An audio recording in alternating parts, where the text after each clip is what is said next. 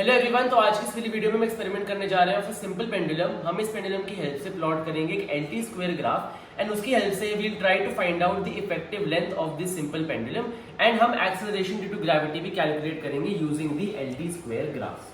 तो इस particular experiment के लिए हमें ये सब मटेरियल्स रिक्वायर्ड होंगे। तो यहाँ पर हमें सबसे पहले चाहिए एक वर्नियर कैलिपर जिसकी हेल्प से हम बॉब का डायमीटर कैलकुलेट करेंगे एंड उसी की हेल्प से हम इसका रेडियस भी आगे कैलकुलेट करेंगे। उसके बाद टाइम पीरियड को मेजर करने के लिए ऑफ ऑसिलेशंस हमें यहाँ पर एक स्टॉप क्लॉक भी चाहिए होगी। साथ ही मेरे पास यहाँ पर है एक स्प्लिट कॉक एंड यहाँ पर मैंने लिया हुआ एक क्लैम्प स्टैंड। यहाँ पर ही हम स्प्लिट कॉक को फिक्स करेंगे। यहीं पर ही हमने स्प्लिट कॉक को फिक्स करेंगे जिसकी हेल्प से जो हमारा बॉब है वो यहाँ पर सस्पेंड करेगा यानी पेंडुलम की तरह वर्क करेगा। तो इस सिंपल पेंडुलम के एक्सपेरिमेंट के लिए हमने यहाँ पर लिया है एक ब्रास बॉब एंड साथ ही हमने यहाँ पर लिया है एक कॉटन थ्रेड जिसकी लेंथ 1 मीटर से ज्यादा होनी चाहिए। तो इस पूरे एक्सपेरिमेंट की किट के साथ हम आपको इसकी लैब मैनुअल भी प्रोवाइड करते हैं। तो हमें यहाँ पर करना क्या कि हमें यहाँ पर इस सिंपल पेंडुलम का एलटी स्क्वायर ग्राफ कैलकुलेट करना है या फिर प्लॉट करना है। तो एलटी यहाँ पर लेंथ जो हम इफेक्टिव लेंथ ले रहे हैं अपने सिंपल पेंडुलम की एंड साथ ही यहाँ पर टी है that is the time period of the oscillation. तो यहाँ पर हमें एक ग्राफ प्लॉट कर लेना है between L and T square and इसी की हेल्प से हम कैलकुलेट करेंगे effective length and acceleration due to gravity. तो हमारी इफेक्टिव लेंथ क्या होती है? इफेक्टिव लेंथ में हम यहाँ पर बॉब का रेडियस भी इंक्लूड करते हैं, साथ ही यहाँ पर जो हुक की लेंथ है उसको भी इंक्लूड करते हैं एंड जितनी हम यहाँ पर कॉटन थ्रेड की लेंथ लेंगे वो भी हमारी इफेक्टिव लेंथ में इंक्लूड होती है। तो effective length is equal to जो हम यहाँ पर एल लेंथ लेंगे of cotton thread plus length of hook and plus the radius of the bob which we have taken. तो सबसे पहले हमारे पास यहाँ पर क्या काम बनता है कि हम कैलकुलेट करें the radius of this brass bob. तो यहाँ पर इस ब्रास बॉब को इन दोनों जॉज के बीच में एकदम सेंटर में फिक्स कर लेता हूँ जिसकी हेल्प से हम यहाँ पर इस ब्रास बॉब का डायमीटर कैलकुलेट कर लेंगे एंड उसी डायमीटर का हाफ करके हम इस ब्रास बॉब का रेडियस कैलकुलेट कर सकते हैं। तो यहाँ पर जैसे आप देख सकते हैं कि जो रीडिंग है वो अप्रोक्सीमेटली आ रही है इक्वल टू 1.9 एंड अगर हम यहाँ पर वर्नियर स्केल की रीडिंग देखें एंड जो वर्नियर स्केल की रीडिंग है वो आ रही है इक्वल टू 0.04। तो मेरा जो यहाँ पर डायमीटर हो जाता है of this brass bob that is equal to 1.94 centimetre. अब इसी रेडियस को एक्यूरेटली कैलकुलेट करने के लिए आपको इसी बॉब का जो डायमीटर है वो अराउंड 2 to 3 टाइम्स और कैलकुलेट करना है यूजिंग दिस वर्नियर कैलिपर। फिर हम उसका एवरेज कैलकुलेट करेंगे एंड उसी एवरेज को आपको कंसिडर करना है एज योर फाइनल डायमीटर। उस फाइनल डायमीटर को हाफ करके आपको कैलकुलेट करना है अपना final radius of this Bob. And अब हम इस हुक के लेंथ को भी कैलकुलेट कर लेते हैं यूजिंग दिस स्केल। तो ये मेरा अराउंड इक्वल आ जाता है 0.9 सेंटीमीटर के। तो ये हमारा जो बॉब का रेडियस था that was equal to 1.94 centimetre and जो हमारा हुक का लेंथ है that is equal to 0.9 centimetre. तो जो हमारा फाइनल डायमीटर आ रहा है that is equal to 1.94 centimetre. अब मैं इसको हाफ करूंगा जो calculate the radius which is equal to 0.97 centimetre. Now the next step is कि जब हम रेडियस कैलकुलेट कर लेंगे बॉब का एंड हुक का लेंथ कैलकुलेट कर लेंगे तो हमें यहाँ पर सर्टेन लेंथ की मार्किंग करनी है on the thread which we have attached to the bob. तो हम करेंगे कि एक्सपेरिमेंट में हम इसी लेंथ को बार बार वेरी करेंगे एंड देन उसी लेंथ के लिए टाइम पीरियड कैलकुलेट करेंगे ऑफ द ऑसिलेशन। तो मैं यहां से करता क्या हूं, मैं यहाँ पर 50 सेंटीमीटर मार्क कर लेता हूं इंक्लूडिंग दिस डिस्टेंस जो कि था हमारा रेडियस एंड हुक लेंथ। तो मैं उसको अगर एक्सक्लूड कर दूं और मेरे को 50 सेंटीमीटर मार्क करना है तो जो मेरा radius of bob and length of hook है that is equal to 1.87 centimetre अगर मैं इनको ऐड करूं एंड अगर मेरे को 50 सेंटीमीटर मार्क करना ऑन द थ्रेड तो मैं इसको इसमें से सब्ट्रैक्ट कर दूंगा विच इज इक्वल टू 48.13। तो मैं यहाँ पर इस थ्रेड पे अपने इस 1 मीटर की वुडन स्केल से 48.1 पर अपनी फर्स्ट मार्किंग ले लेता हूं। तो मैंने यहाँ पे 48.1 पर अपनी फर्स्ट मार्किंग ले ली है एंड अब मैं ऑन डिस्टेंस ऑफ 10 सेंटीमीटर ऐसे और मार्किंग्स ले लेता हूँ। तो 48.1 के बाद मैं 10 सेंटीमीटर और लूंगा एंड ऐसे ही मैं 3 to 4 डिस्टेंसेस पे और मार्क कर लेता हूँ अपना लेंथ। तो यहाँ पर मेरा 50 हो जाता है। 50 के बाद मैं यहाँ पर 10 सेंटीमीटर पे और डिस्टेंस मार्क कर लेता हूँ।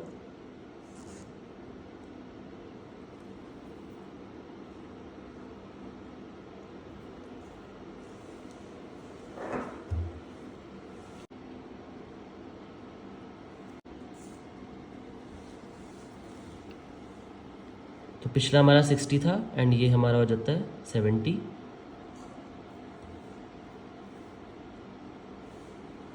हम अपनी लास्ट रीडिंग एक और ले लेते हैं 80 पे। तो मैंने यहाँ पर यहाँ पर 4 मार्किंग्स बना लिए अपने थ्रेड पे, 50 पर, 60 सेंटीमीटर पर, 70 पर एंड 80 पर, एंड हम इन्हीं लेंथ्स को वेरी करके टाइम पीरियड्स कैलकुलेट करेंगे। तो अब हमारा एक्सपेरिमेंटल सेटअप रेडी हो चुका है, तो मैं आपको इसको एक्सप्लेन कर देता हूँ। तो ये जो है हमारा पे, ये हमारा क्लैंप स्टैंड है, जिसकी हेल्प से मैंने यहाँ पर एक स्प्लिट कॉक फिक्स करा हुआ है, और उसी स्प्लिट कॉक के बीच में मैंने अपने थ्रेड को फिक्स कर दिया है, जिसके नीचे जो हमारा ब्रास बॉब है वो यहाँ पर सस्पेंडेड है फ्रीली। एंड मैंने यहाँ पर इस थ्रेड को 50 सेंटीमीटर वाले मार्क पर फिक्स कर दिया है। तो 50 सेंटीमीटर कैसे हो जाता है, including the radius, the hook length and ये जो हमारा डिस्टेंस है पूरा थ्रेड का, ये है 50 सेंटीमीटर। एंड अगर आप यहाँ देखें तो हमने यहाँ पर वही मार्किंग्स भी मार्क कर रखी हैं, 60, 70, 80। तो हम धीरे धीरे करेंगे क्या, पहले हम 50 सेंटीमीटर पे ऑसिलेशंस लेंगे कुछ, फिर हम वही सेम ऑसिलेशंस लेंगे 60 सेंटीमीटर पे, देन हम लेंगे 70 एंड देन फॉर 80, एंड हम उसकी रीडिंग्स की हेल्प से इफेक्टिव लेंथ कैलकुलेट करेंगे of this pendulum. So now the first step is कि आपको इस सस्पेंडेड बॉब या फिर इस सिंपल पेंडुलम की जो एक्सट्रीम पोजीशंस ऑसिलेशंस के उनको मार्क करना है। तो मैं सबसे पहले क्या करूंगा, यहां पर जो मेरा सेंटर है मैं वो इसको यहां पर मार्क कर लेता हूं।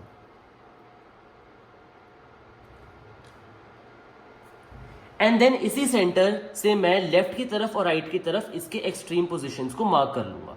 तो मैं राइट की तरफ भी 10 सेंटीमीटर अपनी एक्सट्रीम पोजीशन लूंगा एंड लेफ्ट की तरफ भी 10 सेंटीमीटर लूंगा, एंड हम उसी 10 सेंटीमीटर से अपने बॉब को फ्रीली रिलीज करेंगे जहां से हमारी ऑसिलेशन स्टार्ट होगी।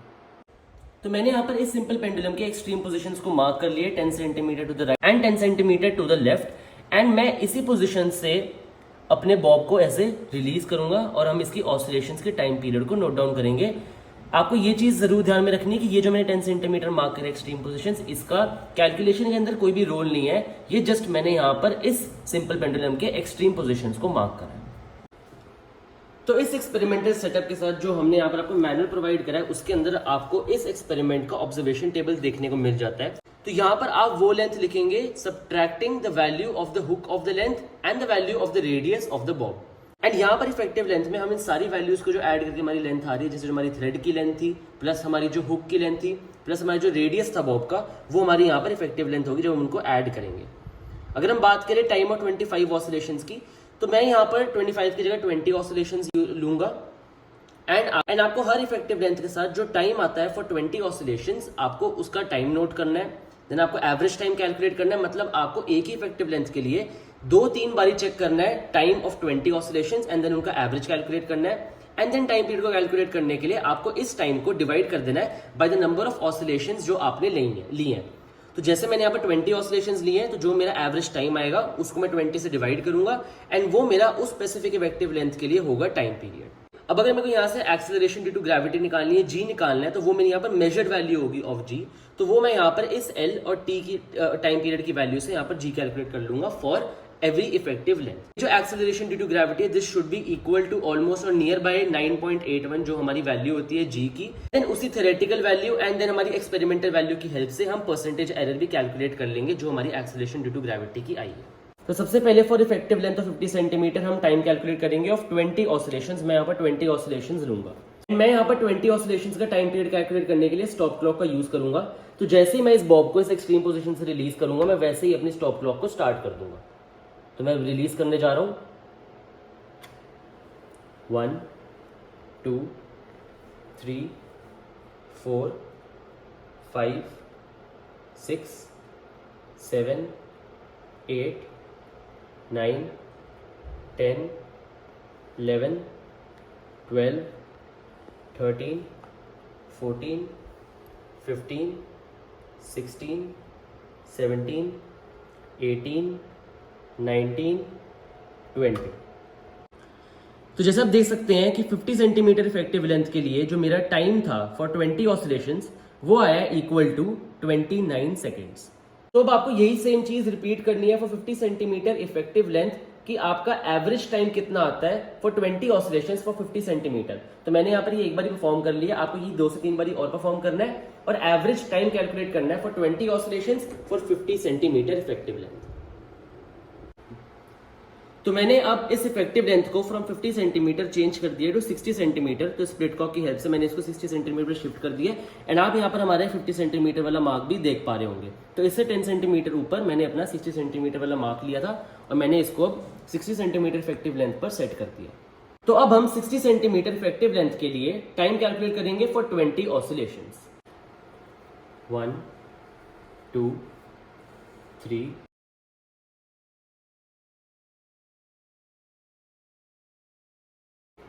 18 19 20। तो जैसे आप देख सकते हैं कि फॉर 60 सेंटीमीटर इफेक्टिव लेंथ मेरा जो यहाँ पर टाइम आया for 20 oscillations that is equal to 31.5 seconds. तो अब मैं यही सेम प्रोसेस 2 से 3 बारी और रिपीट करूंगा ताकि हम एवरेज टाइम निकाल सके of 20 oscillations for 60 centimetre effective length. तो मैंने अब इफेक्टिव लेंथ को 70 सेंटीमीटर पर चेंज कर लिया है एंड अब हम इसके ऊपर लेंगे 20 ऑसिलेशंस का टाइम। 1 2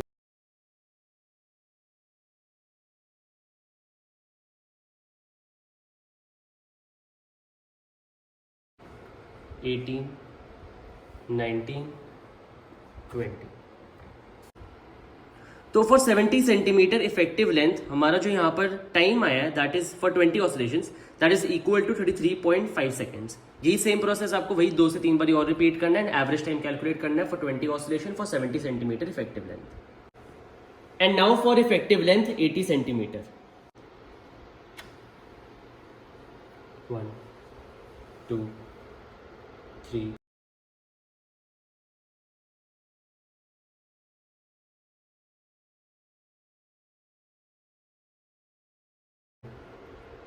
20।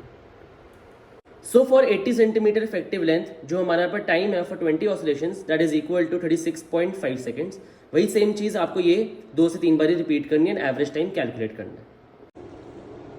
तो मैंने फॉर एवरी इफेक्टिव लेंथ यहाँ पर कैलकुलेट कर लिया टाइम फॉर 20 ऑसिलेशंस। मैंने यहाँ पर 20 ऑसिलेशंस ली थी एंड एवरेज टाइम भी कैलकुलेट कर लिया for each effective length. And अब अगर आपको टाइम पीरियड कैलकुलेट करना है for every effective length then आपको इस एवरेज टाइम को डिवाइड करना है बाय 20 एंड देन आपका टाइम पीरियड निकल जाएगा फॉर ईच इफेक्टिव लेंथ। तो मैंने यहाँ पर for each effective length time period को भी कैलकुलेट कर लिया by dividing this average time by 20। And अब अगर हमें निकालना है एक्सेलरेशन ड्यू टू ग्रेविटी तो हमें सिंपली करना क्या है, हमें यहाँ पर ये वैल्यूज L और T की पुट कर देनी है। बस ये ध्यान रहे कि यहाँ पर जो L है उसकी वैल्यू आपको मीटर्स में पुट करनी है। यहाँ पर हमने 50 सेंटीमीटर लिया था तो 50 सेंटीमीटर को आप यहाँ पर 0.5 मीटर लेंगे क्योंकि जो हमारी SI यूनिट होती है वो होती है metre per second square of acceleration due to gravity. तो हमें उसी में अपनी वैल्यूज को भी निकालना है।